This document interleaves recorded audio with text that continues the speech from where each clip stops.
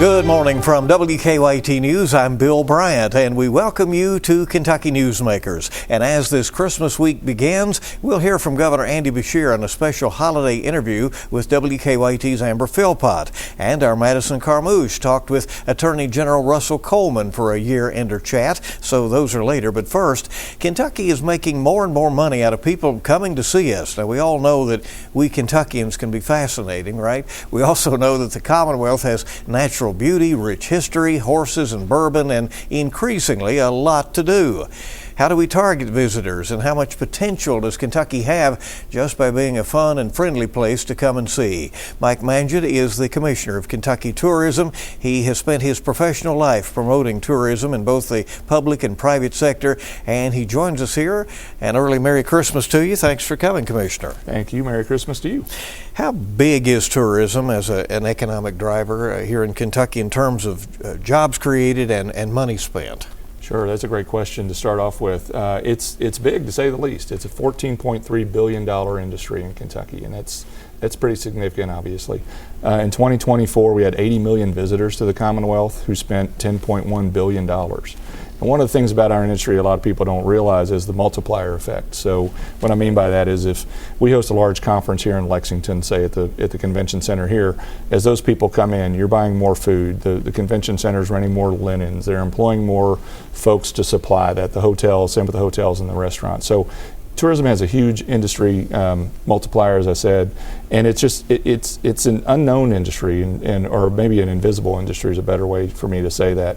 What I mean by that is we're so diverse. We're restaurants, we're hotels, and we're the airports, and we're rental car companies and retail. And because of that, if you're a doctor, if you're a lawyer, you don't see these visitors in your community every day, but they're coming. Do you think we maximize tourism in Kentucky? I think we have a lot more potential here in Kentucky. I think there are some underdeveloped areas in the state that are beautiful and somewhat undiscovered. Our industry is very much, I hate to call it an arms race in some cases. It's all about promotion. And our budget is kind of middle of the pack on promotion for states. But yeah, I think we maximize our potential from that standpoint. We're very cognizant of everything we do has to have an ROI tied to it. We have to see results off of it. We're very strategic, research-based in everything that we do. But there are some opportunities that I'd like to see. I think Eastern Kentucky is a great example that has some underdeveloped areas. Thanks to some investments made by the administration with the widening of the Mountain Parkway, for instance, access is easier. I think our biggest challenge outside of the state and in state is really just we're an unknown. There are a lot of folks in the state that haven't, if they live in Western Kentucky, haven't visited Eastern Kentucky or vice versa. Or if they did it years ago. A lot of things have changed. So intra-state tourism is something that we could potentially have an upside with. Absolutely. We count tourism both for visitors from out of state and in state. So if you live here in Lexington and you take a vacation at Kentucky Lake, for instance, we're counting that in our numbers. And I always say that the best thing you can do is be a tourist in your own backyard. One of the most frustrating things in tourism is when you stop in your local wherever and ask a local, hey, I'm not from around here, what's something fun to do? And somebody goes, oh, there's nothing here, right? Yes, there is. It's just become the background noise of your life. I use the example, most of my life I grew up in Frankfort and my mother worked in the state capitol. And I would drive by it and I didn't look at it as a tourism destination. I looked at it, that's where mom worked, right? But then you bring visitors in and we know how beautiful our capital is and they're just awestruck by it. So and when I say it becomes the background noise, if you're driving by Buffalo Trace Distillery every day in Frankfort, you don't look at it there. You don't think, when am I going to go? If you go to any of the historic sites around here, Fort Herod in Harrodsburg is a good example. A lot of locals just drive by because they see it every day. When was the last time you went in and visited or took some guests? Our people are friendly. Yes. But are they, what you're saying is maybe they're not sometimes armed with the information they might need to be good tour guides for people. And so it sounds like that is an area we could improve. We certainly can improve. And let me say this about the people of Kentucky. We do a study every year on a visitor profile. One of the things that we ask them in that is, what do you remember most about your visit? And without fail, in the top three every year, comes in the friendliness and hospitality of the people of Kentucky. And we don't take that for granted. That is not something that you see everywhere. So overall, please don't get mad at me. I'm not bashing our citizens at all. But what I am saying is when you're local, just think about it. When was the last time you shopped local? When you went down to your local retailers and your local shops and helped them out, or directed people down there, or really just visited a different part of the state that you've never been to before? I mean, there may be plenty of people from Louisville who have not been to Eastern Kentucky, Right. Kentuckians who haven't been to Louisville or Paducah, or have just seen the state. Yeah. Absolutely. It was always said that overnight stays are what really make the difference economically. Is Kentucky doing a better job of getting people to stay longer? Yes, we are. Our inventory on hotel rooms and the types of accommodations has really increased over the last few years. Everything from luxury tree houses in Eastern Kentucky to glamping down in Western Kentucky, to luxury properties like the Omni in Louisville or Hotel Bourbon or some of the Manchester here in Lexington. Properties that Kentucky really couldn't have supported in earlier years from a luxury standpoint or a luxury market, and that is certainly a niche that we look at now. But yeah, it's absolutely growing, and again, there are still pockets within the state where we need more accommodations. We hear a lot about the Bourbon Trail in this region. It continues to expand, and we also hear that the bourbon lovers, they flock to some of the longtime venues, but they're also interested in some of the new ones. Yeah, one of the great things about that, Bill, is it has allowed us to disperse some of those visitors to other parts of the state they may not have seen before. One of the challenges in tourism is a phrase called over-tourism, where I can remember many of our heritage distillers like Buffalo Trace or Jim Beam or some of these others. They've been around for a long time. It used to be you could get a tour just about any time. And now, you may have a lag. You may not be able to walk up that day and get the tour. These other distilleries we've been able to disperse those visitors out to there. And frankly, with the growth of the distilleries around the state to different parts of the state instead of being centralized here in central Kentucky. And that's been great for everybody. How important is the horse industry? Would we be wrong to think that the Kentucky Derby weekend, including Oaks Day, have a tremendous economic and image impact on the Commonwealth? Oh, it's iconic, absolutely. The Kentucky Derby, if people don't realize this, is the longest continuously held sporting event in the United States. And when we travel internationally and talk to people, and you say, "What do you know about Kentucky?" They may not know bourbon because maybe bourbon hasn't made it there. But if you put a picture out with horses and say, which state in the U.S. is this, most people, if there's a horse on it, are going to say Kentucky. From an image standpoint, it helps us start the conversation on Kentucky as a travel destination. Of course, we have now activities year-round, from racing to visit horse country and the horse farm tours, old friends, places like that where people can go and interact. And when I was growing up in central Kentucky, you really couldn't do that. You couldn't get onto the horse farm. So for me, it's something new and really engaging for all levels. Does the Kentucky Horse Park remain a player in tourism? Absolutely, yes. Yeah, absolutely. Not just from the events that they hold, but a lot of folks don't realize they are also the home for more than 20, maybe even as many as 30 or more international horse associations. So they're bringing their business here. But the horse park's very, very unique. 1,200 acres. I think there's only one other that's even close to it down in Ocala. But we sell the Kentucky Horse Park quite a bit as a family destination. Commissioner, we have a robust state park system. It was really seen as the envy of the country in the 1960s and 70s. Are we maintaining those parks in those beautiful places like Cumberland Falls or Lake Cumberland, Dale Hollow, Carter Caves, Lake Barkley? Are we doing a good job of keeping those in the kind of shape that people would want to visit? Well, I think it would be fair to say that over the years some of them had fallen into some disrepair, but I will tell you that right now the Kentucky State Parks, I believe the number is more than 400 capital projects going on right now at parks all across the state. Everything from a new pool at Lake Barkley to many of the lodges and cabins at various parks being basically razed to the ground and rebuilt. So yes, they are investing heavily. That's a testament to the investments that Governor Beshear has made, that the legislature has made, and frankly to the staff and the folks at Kentucky State Parks who are working nonstop to get that and take them back to being America's finest parks. Do they stand a chance of being rediscovered? Yes, I hope so. They were such destinations. They absolutely were. It's what I was saying earlier, Bill. A lot of folks went to the parks as growing up. I did. I mean, that was where we took a lot of our vacations. but they haven't been back in years. And part of that may have been because maybe they hadn't been up to par, but they're getting back there, and I have full faith that in the next couple of years they're going to be back to being America's finest. You mentioned that your department is very research focused. Yes, sir. You don't spend money where you don't think it'll do some good. Who do we target when we advertise Kentucky and try to appeal to travelers? Multiple segments is what I would say. Probably 10 years ago I would have said families. That's your broadest base, and families are certainly a big part of that. But now, with the advent of digital marketing, with so many opportunities out there and options, I should say, from a media standpoint, we can really carve it down. For this, as an example, for this year, we are focusing on a luxury market, right? It's not a market we could have done before. Luxury right now, and for this year, is the only niche within all the verticals of tourism that's actually growing.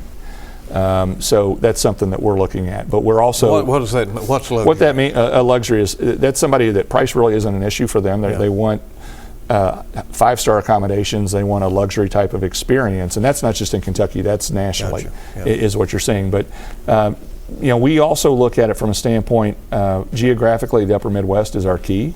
We're a drive market. Most of those 80 million visitors are driving down Interstate 65 or 75 and coming into Kentucky.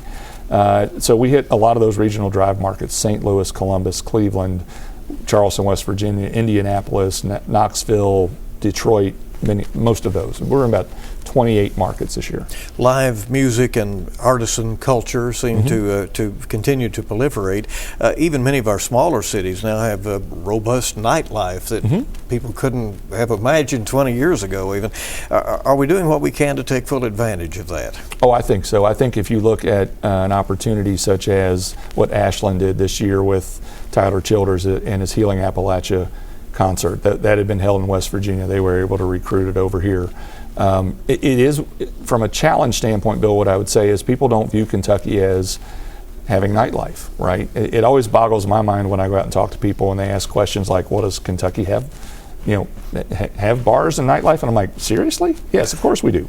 But that just tells you it's an educational process. Kentucky's biggest challenge has been, and I think will be for a long time, is just we're an unknown. Once we get people here, and our research shows this, once they come, they can't believe how pretty it is. They can't believe how nice and friendly the people they are. They can't believe the type of experiences they had here, and they tell people and come back time and time again. Senator Rand Paul has said that Kentucky could do more with adventure tourism and outdoor experiences in eastern Kentucky. He's even suggesting that some of that can be done with minimal or no tax dollars. Do you see where he's coming from on that front? Well, I said earlier, I think there are opportunities down in eastern Kentucky from not just an outdoor adventure standpoint, but certainly that is something that they can lead with. As far as the dollars, our industry, I mentioned this earlier, from an arms race. Most of what we do, we're primarily a marketing agency, right? We don't own anything, we don't manage anything. Parks is a separate agency from mine. And it's really about how are we using that dollar the best to drive economic development spending for people in here. So you can have a product, but if you can't tell people about it, they're not going to know. As I said earlier, our biggest challenge is we're an unknown commodity in many places, and it's just, to me, our job at the Department of Tourism is we're the bullhorn. We're the ones shouting from the mount, "Hey, come take a look at Kentucky, come take a look at Kentucky." What I hear you saying is if we can get them here, yes, it sells itself. It does many times, and not only from a tourism standpoint. They want to come back, but our research also shows that on many economic development, traditional economic development factors, it adds to it. What I mean by that is someone who has seen our advertising and visited the state, when asked, thinks that Kentucky is a much better place to own a second home or start a business or retire or go to college, right? So those are all traditional economic development factors that people look at when they're looking to locate a business or anything else. It actually ties very well into Governor Beshear's new Kentucky Home Initiative. We're not the same Kentucky that you may have in your mind. Once we get them here and visit, then, as you said, oftentimes it does sell itself. Because we really need people to move here too. Yeah, there's a workforce issue. Yes, absolutely. Just about a minute left. Your goals for 2026? Our goals for 2026, great question. We want to continue the momentum coming off of 3 consecutive years of record impact. We want to continue the tourism investment. Let's not forget that we also had 2 consecutive years of record tourism investment for new attractions in the Commonwealth. We want to continue that, and we also want to continue promoting the state not only as a tourism destination, but a great place to live, work, and play, as Governor Beshear says in his New Kentucky Home Initiative. Mike Mangeot is Kentucky's Tourism Commissioner. Thanks for coming by. We appreciate it. Very interesting interview. Everybody stay with us. We're coming back in just a moment. We'll hear from Governor Beshear and from Kentucky's Attorney General Russell Coleman as Kentucky Newsmakers continues.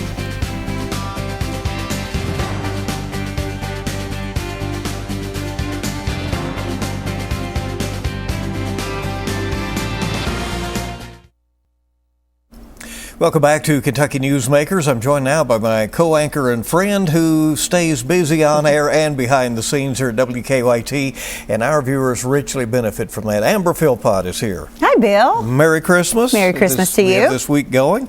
We really enjoy this time of year. It's a good time, for everybody to kind of take stock of the year and look back and all of that. But with the Commonwealth of Kindness, a series of reports that we do, this is a chance to put some of our good work on display. Yeah, and you have 2 specials coming up this week. Absolutely. We take all of the stories, I say, that really tugged at our heartstrings, made us smile, made us laugh, also showed us the resiliency of the people that live around us. So we take those stories really from the whole year and put them together in a 30-minute special. And we have so much great work for so many of our reporters that it's really hard to narrow it down to 30 minutes. But it's a chance to just showcase and shine a light on so many good deeds that happen around us. What are a couple of stories we'll see? Well, one of them I think that really hits home for me personally is, we were both out here the night of the tornado that hit in May, and we have a couple who they wanted to thank Chris Bailey for being on the air, for saving their lives. And these were just in the days after this horrific event happened. So it's being able to showcase those people and to be able to say thank you to our team here. And then we've got one that's my personal favorite. I've told Cody's Wishes story a million times, and we have the story of Cody Dorman and Cody's Wish and a monument being put up at the horse park this year to showcase their friendship. I know we find our kindness stories in a variety of ways, but one of those ways is that viewers sometimes contact us. It's very simple. We want to hear from you out there. If you have a story that you want us to share, just email us in at kindness@wkyt.com, and we sort of take stock of all of them. And if we can get to you, we certainly would love to tell your story. An opportunity to have a positive time in the news. Sometimes there's just not enough good news, and this is our way of getting it in. All right, so those specials will be running on the Christmas Eve night at 10:30 on the CW Lexington and Christmas night on the CW Lexington. So 2 nights in a row, 10:30 for those. You also talked to Governor Beshear this week, a wide-ranging interview about a busy year. What are some of the things you covered? Yeah, we talked about economic development, another year of record-breaking numbers in that area. We looked ahead to the General Assembly getting ready to convene again, and some of the things that the governor would like to see. He's talked a lot about universal pre-K and like to see that get passed. He knows it has an uphill battle in Frankfort. And then also talking about just seeing families get back in their homes. We're still getting people from the 2021 tornadoes back in homes, and of course from flooding in eastern Kentucky, and that brings him a lot of joy to see that. Well, we want to see some of the highlights of the interview with Governor Beshear. In Kentucky, 2025 has seen its share of life-changing natural disasters, from flooding to tornadoes, devastating low points like a plane crash that rocked the Derby City. But also there were highs to be celebrated. The Beshear administration is touting the state's second-best year on record for economic development. When we sat down with the governor, we asked the word he thought best describes the year for both the state and his fellow Kentuckians. So maybe resilient. Resilient in terms of pushing through the worst of the worst, but also resilient in that our national economy is going the other way. Moody's has a study where most states have fallen into recession. We're still growing. Governor Andy Beshear has come to know the resiliency of the Commonwealth in the last 5 years. It started with a pandemic.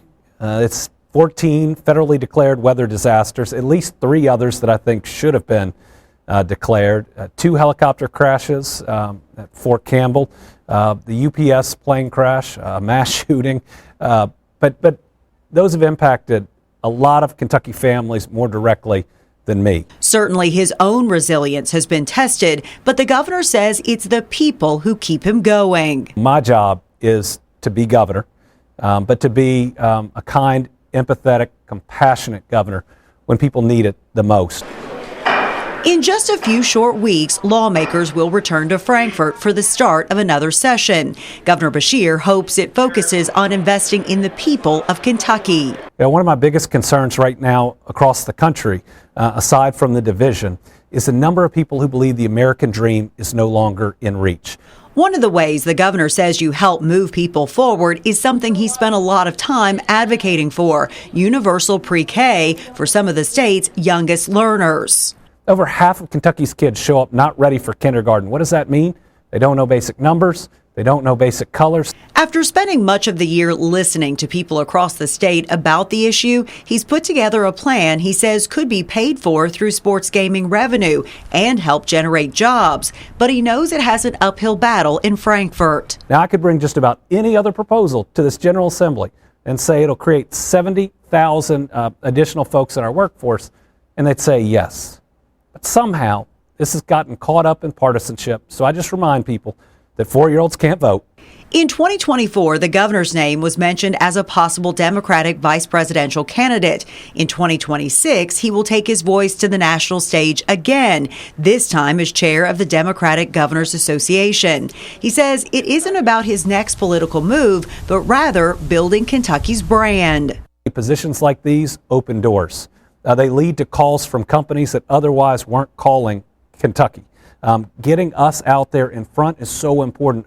As the governor prepares to celebrate the holidays with his own family, he leans on the joy of seeing other families get back into a stable home, like at the high ground communities in eastern Kentucky or the 300 homes built in western Kentucky after the 2021 tornado. And I was just with a family with 4 kids, and you could see what it meant to them. They were going to have their first Christmas since the tornado in a forever home. And with a new year fast approaching, the governor's hope for his state is quite simple. Maybe we as Kentuckians can be the example to the rest of the world about putting what's important first, and that's certainly not our party.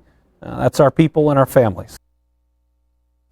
Good interview. He obviously doesn't really want to talk about the 2028 presidential run, but everybody's reading between the lines. We certainly ask, as we always do when we get a chance, and we did not get a definitive answer. He says, I'm still the governor of Kentucky. You're going to see me a lot in the next year and some change that I have in office. Interesting. He says that being the head of the Democratic Governors Association could pay benefits to Kentucky. Absolutely. So, it sells our story to a whole lot of people. A couple of lighter moments in the interview. We're going to have a separate story coming up that's also going to talk about the governor and is he a last-minute shopper and just some things like that. The First family, they want you to know that they are very much like Kentucky families. They've got the hustle and bustle of 2 teenagers in the house, and so we talk about their Christmas traditions and also if Santa could ever find a place in the Beshear administration. Okay, so that's all fun, and those stories coming up later in the week on WKYT News. Amber, thanks so much, and again, Merry Christmas. You too, Bill.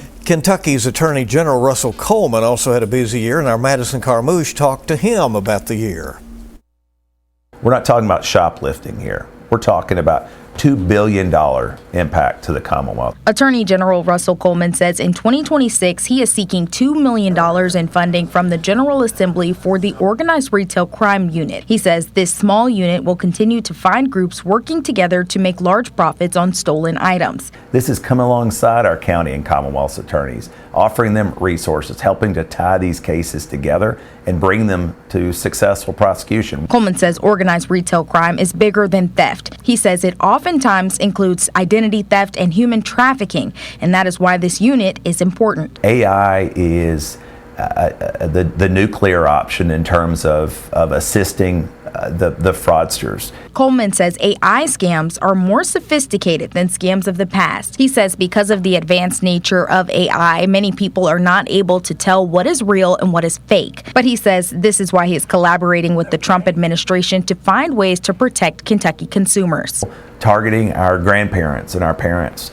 And we've seen example after example of those in their retirement years totally wiped out. He says AI scams are not the only threat families are facing through technology. Get your kids off Roblox. the playground for predators is Roblox. Coleman says many parents do not understand the potential dangers their children are facing while playing the popular video game. He says the game does not have enough guardrails in place for age verification, and this is why he is suing to get those safeguards in place. We see, most troublingly, adults pretending to be kids getting on Roblox.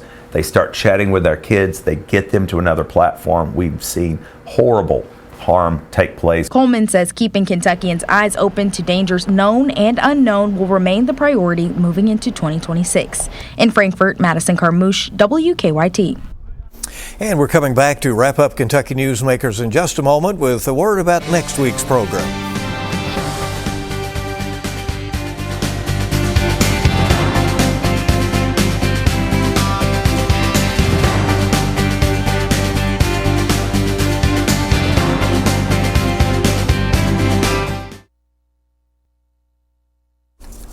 Well, we're sure glad you could join us for this edition of Kentucky Newsmakers. And next week, Heather Clary from the Better Business Bureau on rules for returns and gift exchanges and some of the new scams that are out there. And Steve McLean from the Kentucky Retail Federation on how our businesses did during this holiday season. That is Kentucky Newsmakers for this week. Thanks again for joining us. Make it a good week ahead.